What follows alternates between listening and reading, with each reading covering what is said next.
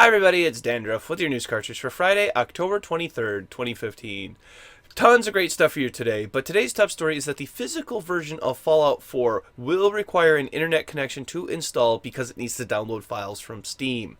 Pete Hines says it right here on Twitter that you will still need to have to download from Steam. The disc does not contain the entire game. Through several other replies on Twitter, we learned that the console version will ship on a Blu-ray disc, the PC version will be on a DVD. The reason this is done is due to piracy. He also states that they've been doing this for a while now, 10 plus years in fact, after someone mentioned that they should learn from CD Projekt Red with the way they did things, which was quite frankly amazing. I am not a fan of just because we have been doing it this way means we should keep doing it that way. Otherwise, progress never happens. And when confronted with that this doesn't do anything to prevent anything, he just reiterates that this isn't new and that they've been doing it with all their PC games. My favorite one is when a user commented as if this will stymie pirates who already have working cracks for this type of DRM, to which he replied, "Yes, LOL." I don't know if he knows the definitions of words, and it's not stymie, it's working. If the crack is already working, then how does it stop pirates? It can't, it won't, and it doesn't. This is very unfortunate news for people living in rural areas and people in Australia and their infamous internet connection speeds. Depending on the size of the files, this could take hours to complete. A 10 gigabyte download on a 10 megabit connection would take just under 2.5 hours to install on under perfect conditions, and we all know that the real world is nothing like perfect conditions. That same 10 gigabyte file could take 24 hours on a 1 megabit connection. Now, given that the Fallout 4's space requirements is 30 gigabytes, and the DVD can hold 4.7 gigabytes of data on just one side, and I'm also fully aware that the data can be compressed, we are still looking at a 12 to 20 gigabyte download. Fallout 4 launches on November 10th, but for those of you with a slow connection, unfortunately, you may have to look forward to playing it on the 11th. I just hope it's not that bad, though. Yesterday was a big day in PC gaming history, as Ashes of the Singularity, the first game to utilize the new DX12 API, was released onto Steam's Early Access.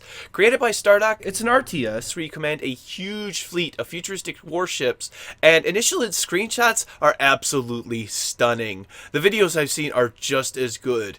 Initial reports on Steam are giving it a 90% positive rating as well, and I can't wait to get my hands on this one for myself because I absolutely love RTS. And I love it when games utilize new technology.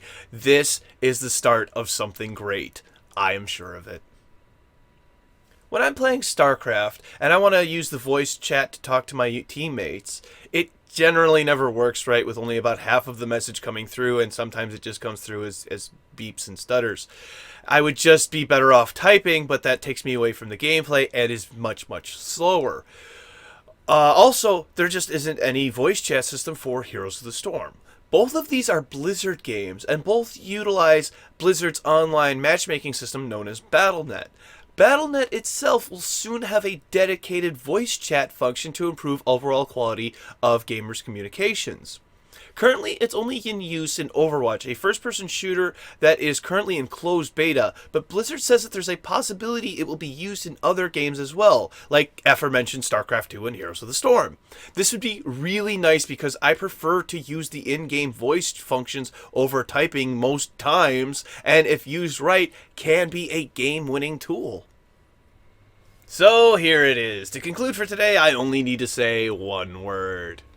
Syndicate. How is it? How does it run? How is the story? How is the gameplay? And to sum it all up, it's alright. It's pretty good.